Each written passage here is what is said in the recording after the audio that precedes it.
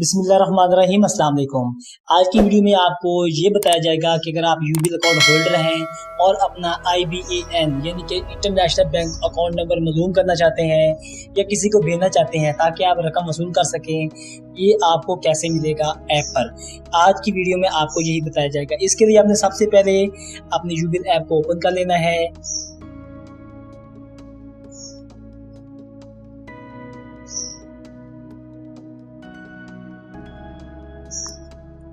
App open करने के बाद आपने इसको लॉगिन कर लेना है।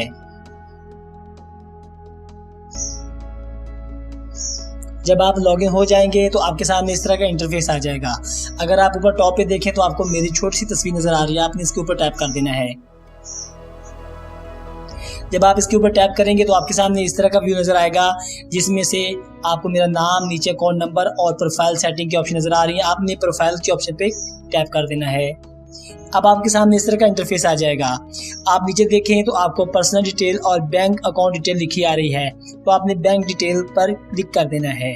इस इंटरफेस में आपको आपकी अकाउंट की सारी डिटेल आ जाएगी, आपका अकाउंट नंबर आ जाएगा और IBAN नंबर भी नज़र आ जाएगा, यानी कि इंटरनेशनल बैंक अकाउंट नंबर जो है वो भी आपको नज़र आ जाएगा। यहाँ बआसानी आप शेयर के बटन पे क्लिक करके आप किसी को भेज सकते हैं, या इसकी सूरत में आप इसको डायरेक्टली कॉपी करके किसी भी ऐप पे जाके पेस्ट करके भी भेज सकते हैं।